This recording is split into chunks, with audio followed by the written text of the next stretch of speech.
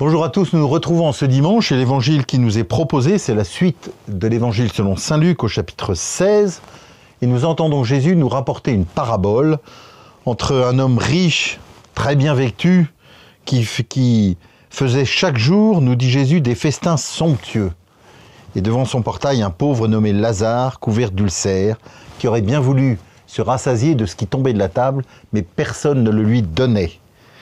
Et puis un jour, le pauvre meurt et part retrouver, comme dit Jésus, Abraham au ciel. De même, le riche va mourir aussi et vont donc se retrouver tous les deux. L'homme riche qui va souffrir de son manque de charité et l'homme pauvre qui est dans le sein d'Abraham, le sein de Dieu. Je retiendrai deux points qui me semblent importants. Le premier, c'est que nous travaillons pour qu'il y ait une justice ici-bas, et c'est très bien, et il faut le faire. Pour nous chrétiens, il faut que nous ayons aussi une perspective éternelle, de vie éternelle. Au soir de notre mort, chacun et chacune, nous paraîtrons devant le Seigneur, qui est le juge par excellence, et nous n'aurons pas dans les mains tout ce qui fait notre richesse extérieure, notre compte en banque, nos compétences, ce que nous avons fait, le regard des autres.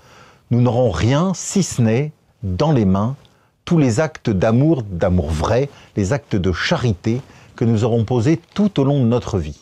Au soir de notre vie, nous serons jugés sur l'amour.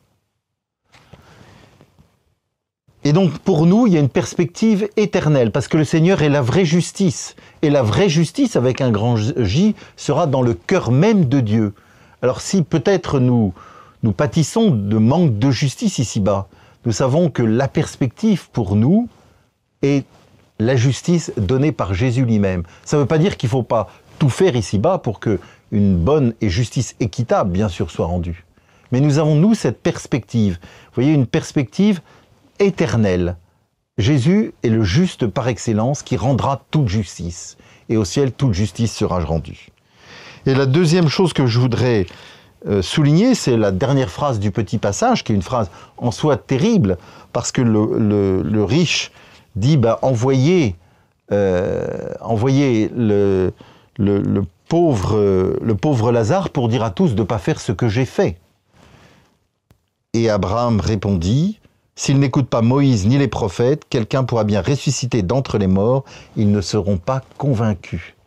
Alors ce quelqu'un, ça peut être Jésus, bien sûr, mais ça nous dit aussi que tout ce dont nous avons besoin nous est déjà donné par Jésus, par l'Écriture et donc par l'Église. Et donc nous n'avons pas besoin que quelqu'un revienne quelque part nous prévenir. Nous sommes déjà d'une certaine façon prévenus parce que l'Église et surtout l'Évangile, la parole de Dieu et Jésus lui-même nous disent les choses. Et cette parabole nous le rappelle fortement. Vous voyez, je pense que c'est ces deux points que je souligne et cette parabole de Jésus nous projette dans une perspective éternelle, non pour nous faire peur, mais pour nous rendre pleinement responsables et prendre conscience de la beauté de notre vocation et de ce que nous pouvons mettre en place dès aujourd'hui. Bon dimanche à chacun et à chacune.